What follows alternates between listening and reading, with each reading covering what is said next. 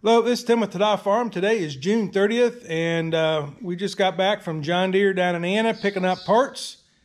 And we opened up our chutes box that showed up, and here was the problem.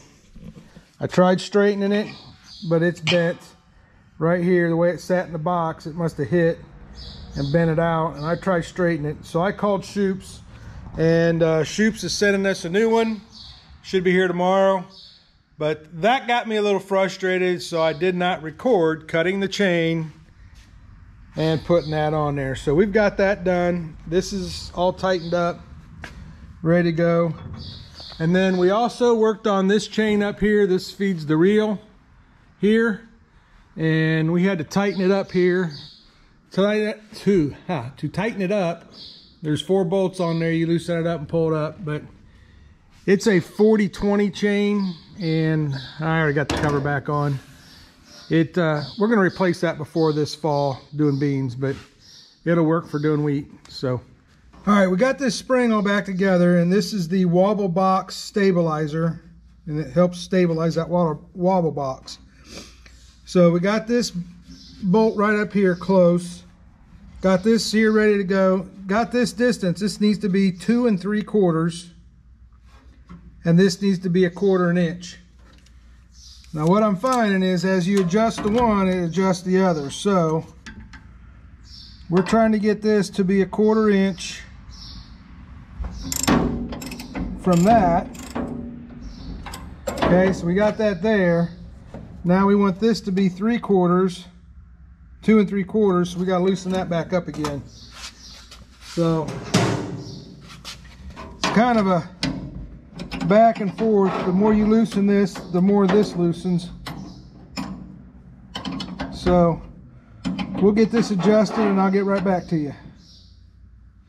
All right, there we go.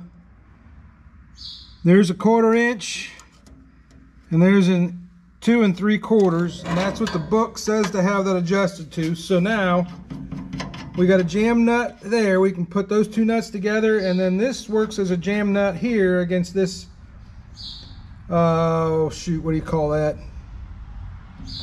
Yeah, just a bracket. Tug on it, can't think what it's called. So anyway, we're going to tighten that one up so that this doesn't move anymore. We don't want that to move.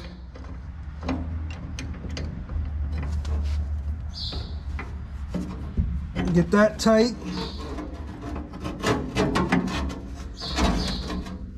And we don't want this to move, that bolt, so we'll hold it tight and then we'll jam this up tight on this end.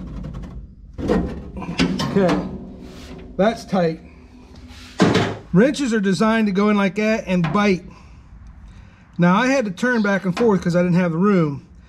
But if you got the room, put your wrench on there and you're tightening, that'll bite in. But if I'm this way trying to tighten, it won't bite. That'll pop out. You can break your wrench or round your nut off. So always try to get your wrenches so they lock. And that'll make things go tighter. So anyway, there you go. That's what that looks like all put together there. I got my 1/4 inch here and my 2 3/4 from the inside edge of this washer to the inside edge of that washer. That spring length is supposed to be 2 3/4. So that's kind of what that looks like in there.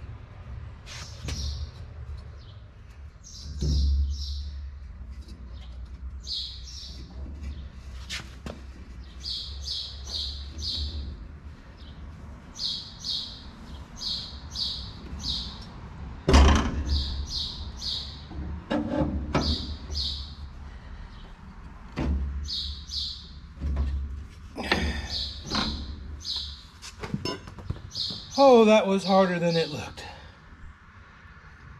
Yeah, Shoops got here this morning with their delivery, UPS. Got that on and tightened.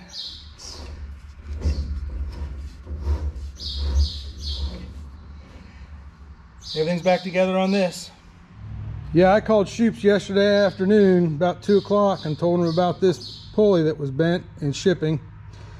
And they warranted it, sent me the new one, and it's just about 11:30 now, and UPS just showed up with it. So we threw this on real quick. And there you go, back on. Been working on greasing this yesterday afternoon. I have determined there's 2 things that I love to do farming.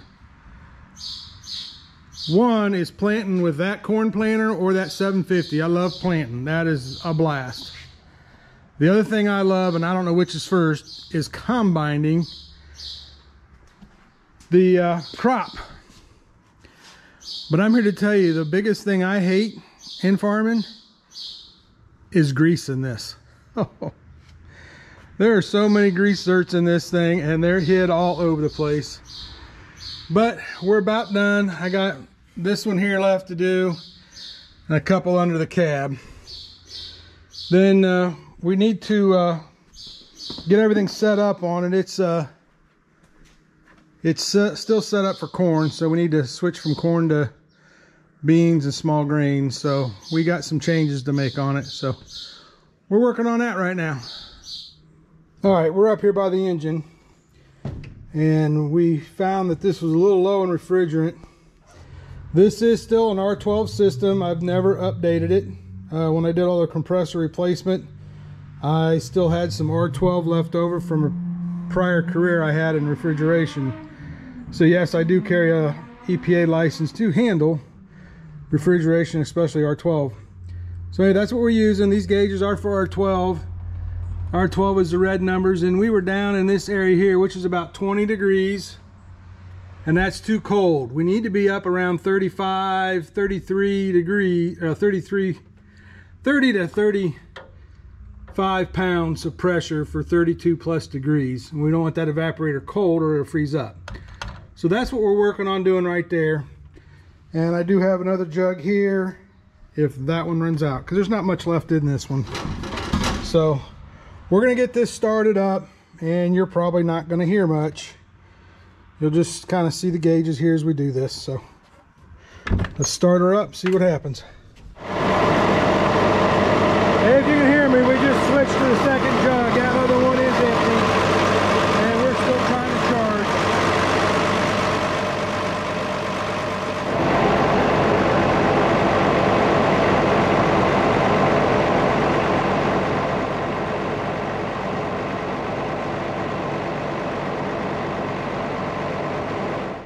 All right, if you couldn't hear me, I started with that jug. We did empty it down. All it's got is gas pressure in it, about 25, 30 pounds.